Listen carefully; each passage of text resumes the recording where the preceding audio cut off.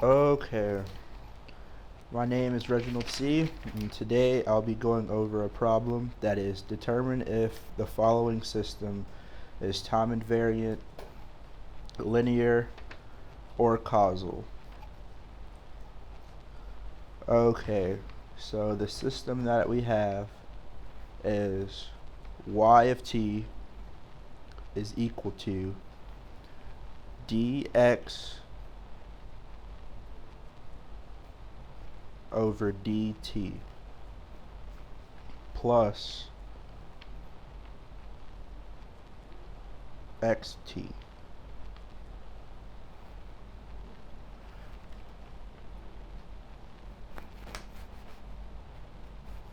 Okay, so the first question asks, is the system linear? Is the system linear? Okay, now to test to see if this system is linear, we can write it as x1 of t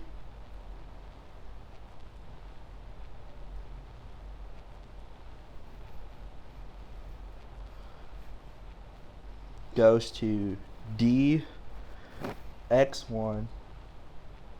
over dt.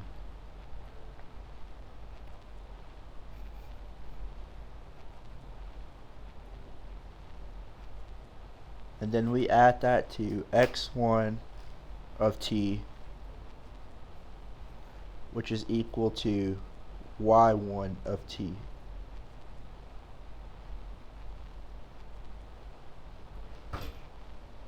Okay, and for the next one, we will do x2 of t, and that goes to dx2 over dt.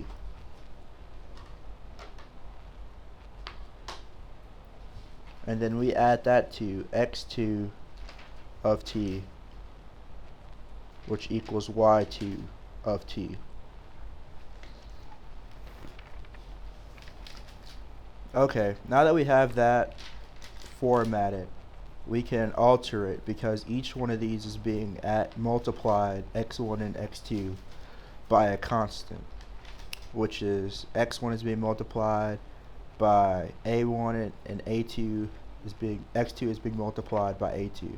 So we'll write that a1 times x1 plus a2 times x2 goes to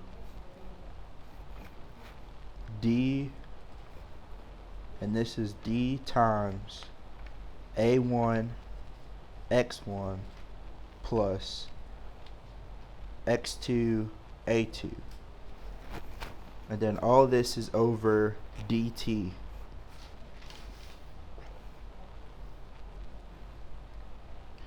And then we add that to a1 x1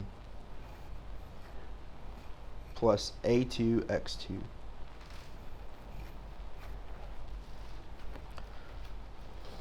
Okay, now that we have it in that form, we basically replaced the x1 and the x2 with a1 x1 plus x2 a2. Alright, so now we can say that this is equal to a1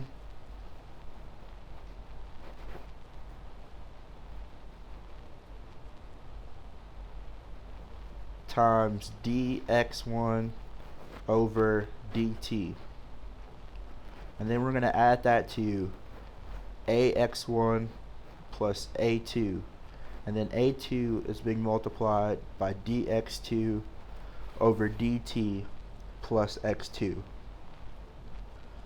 Alright, so now that we have that, we can simplify this, and we can write it as a1 y1 plus a2 y2. And then we know that that's linear based on the fact that a1 and a2 are being multiplied by y1 and y2, which is equivalently the system. Alright, so we said yes, that it is linear. Now we check to see, is it time invariant? Is the system time invariant? Okay, in order to do time invariance, we will write the system as x of t goes to y of t, and then y of t is equal to dx of t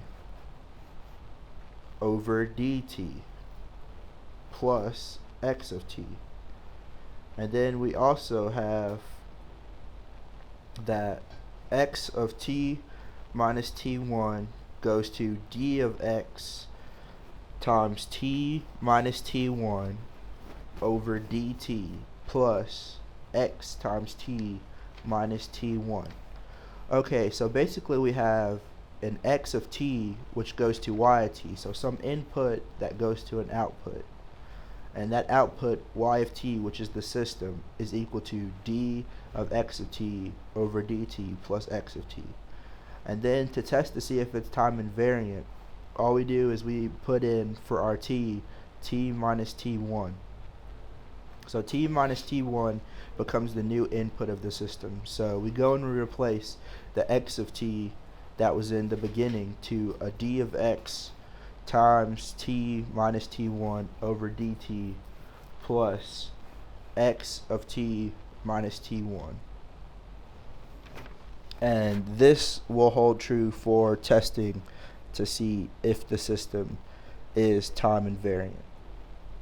Like, this is like the standard test to see if it's time invariant.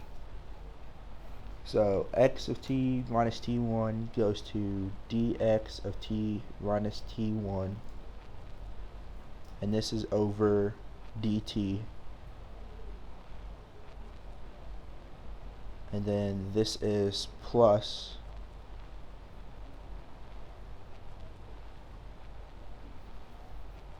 x times t minus t1. Okay, so we just inputted for the x of t that we have at the top, t minus t1. Alright, now we can say that tau is equal to t minus t1. And then from that statement we can also say d tau is equal to dt. So the dt in the denominator will be d tau, and the t minus t1 is equal to tau. So knowing that, we can go in and rewrite another equation. And this other equation will become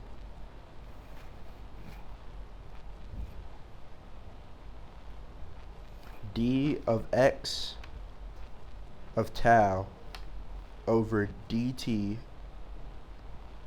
is equal to d of x of tau over d tau, and this is being multiplied by d tau over dt, and we can say that that's equal to d of x of tau over d tau.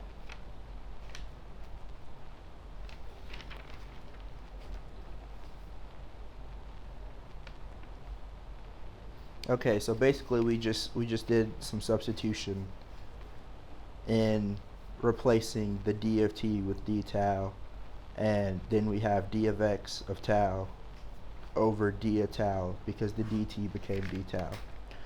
So now we can say that dx times t minus tau, which is what we put in for testing to see if it's time invariant, over dt, and this is plus x of t minus t1, which is the value we put in for testing to see if this is time invariant, is equal to dx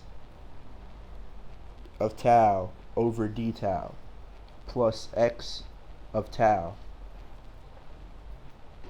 So basically what we have is the original equation with the t minus t1 over dt plus x of t minus t1, and then that is equal to the new inputs that we have, which is d of x of tau over d tau plus x of tau. So we just went through and replaced, first we replaced the t's with t minus t1, then we replaced the t minus t1s with taus.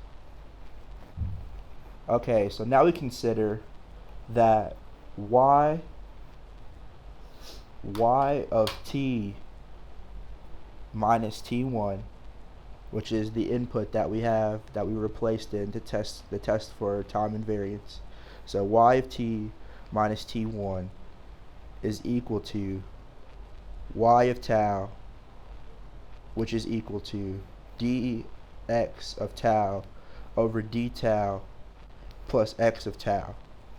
Okay, so now that we have this is saying that the system itself is time invariant. So we have an input that's time invariant, and we have the system that is time invariant. Seeing how both of them have the same output, if you put in tau for t of, if you substitute tau in for this t minus t1, you get the same output as if you substitute tau for t minus t1.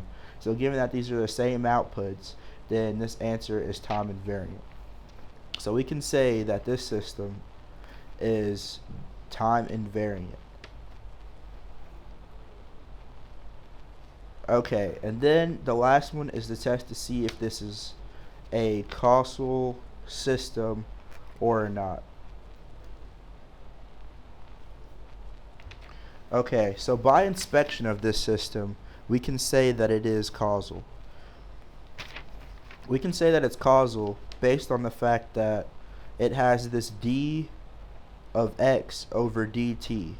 This d over x over dt, when added to this x plus 1, will always give you a value of y1, which is less than the x of t.